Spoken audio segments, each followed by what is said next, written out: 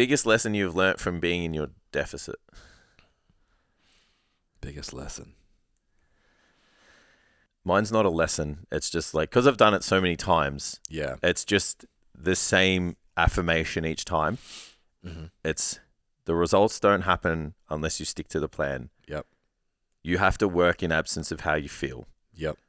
There's going to be sacrifices that you make that at other periods you wouldn't. Mm-hmm. And that's going to be the hardest thing to do. Because the things you normally say yes to, Yeah.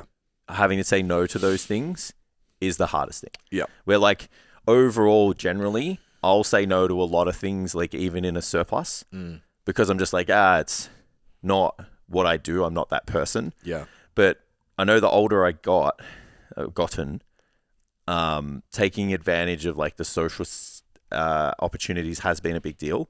So there was a period, and I reckon that like that's probably why I've made the most progress in the last like 12 to 18 months, is because I was drinking with my friends and having a bowl of wine, and we'll go in here, and I was saying yes to everything because I just didn't know when that was going to stop. Yeah. And when we used to play golf and all that, we'd have a few beers afterwards and whatever.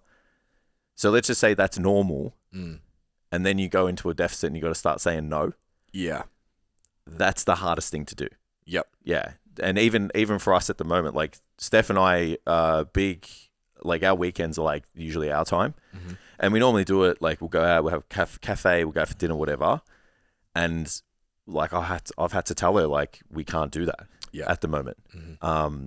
And that's been the hardest thing. But it's just, but if I look at it, the results that I've gotten in the past, I've done the exact same thing. Yeah. You know what I mean? Yep. Even like to a data perspective, my calories are the same. Yeah. And you know what the fucking weirdest thing is? Like, I think it's more because like I was moving more when I was smaller and I'm moving less now because I'm bigger because of my lifestyle. But when I was 77 and shredded, I'm eating the same food as I am now. Yeah. When I was 81 and shredded, I'm eating the same food as I am now. Yeah. And I am 90 or 88 now from 94. And I'm eating the same fucking food as I was then. Yeah, it's wild. Isn't that insane? Yeah. It doesn't move that much, hey? No. So like there was no biggest lesson, but it's just affirmation. It's like the same. You just got to do the same. Yeah. You can't cheat. Like the more you, because like I've fallen into the trap in the past on like, because I know more. Like I think I can cheat shit. Yeah. Like even training wise, like with the hypertrophy stuff, I'm like, oh well, if I'm putting tension on this muscle, range of motion, whatever. It's like I'm getting more gains from doing things this way. It's like as soon as I kick that to the curb, I was just like, just fucking protect yourself. Yeah. And work hard. Yeah. And lift heavy, like as heavy as you can for whatever rep range. Yeah. Mate, the muscle just piles on. Yeah. And you're like, okay, so it's just fucking time and consistency. Yeah. My program looks like a beginner program right now. Mine too. More progress than I've ever. The amount of people I would give my program that would laugh. Yeah. Because it's not cool enough. Yeah. And I'm like, I've made the most progress doing this, and I like to train every day. Yeah. Remember some of those programs we used to do, like you just couldn't wait till it ended? Yeah. Yeah, I don't feel like that. Yeah, and I'm like, how fucking valuable is that though? Yeah. Because it's like, if you can't wait till it ends, imagine what the 2 weeks before it ends is like in the gym. Yeah. I would argue that's because, how you perceive how hard something is will directly affect the stimulation you get from the muscle. Yeah. Because the nervous system will actually affect the amount of motor units you recruit to lift a weight. Yeah. Because perception of effort is a thing. So then you're like, well, is doing all those fucking drop sets and intensifiers and all that shit, like if it's written in your program, you're like, fuck, I got to do this today. Yeah. I don't know, man.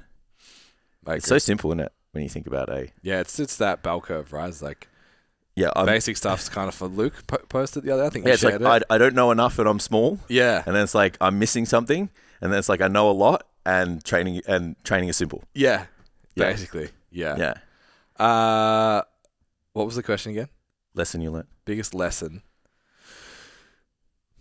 I'm not deep enough in to say this with confidence. Personally, I would say how hard it's going to be is a choice. Like, so far, I expected it to be much worse.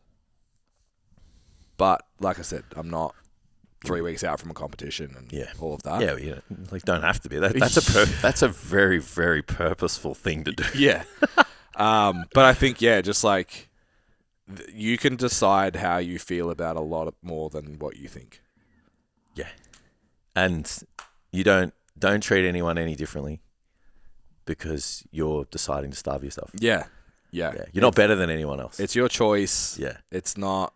Yeah. And the only other thing I would say is just like keeping the chance of variables as low as possible it's kind of what you said. Just like the amount of times I've been like, do you just want to taste this? I'm like, nah. Because like there's no win for me. No. If I taste it and it's great, then I want it more. Agreed. Yeah. And then it's like, and then I have to think about it. It's like, I can look at the cake and go, cool, you're having cake, but that's okay. Yeah. Yeah. Yep. Because I chose to do this. I agree. I'm not mad at you for eating it in front of me or anything. It's just like, but no, I don't want anything. Thank you. Yeah. Except for when you have to have it in the car and drive home with them. Smell fucking, what do we get? It's like chips and gravy. Oh. I'm like, never ask me to do that ever. I was like, I do not want to smell painful, that. Yeah, it's like the whole car. And then the next time I got in it, it smelled like it. Yeah. I was like, babe, that's it. That's a you're on your own type deal. Yeah. Yeah, I get it.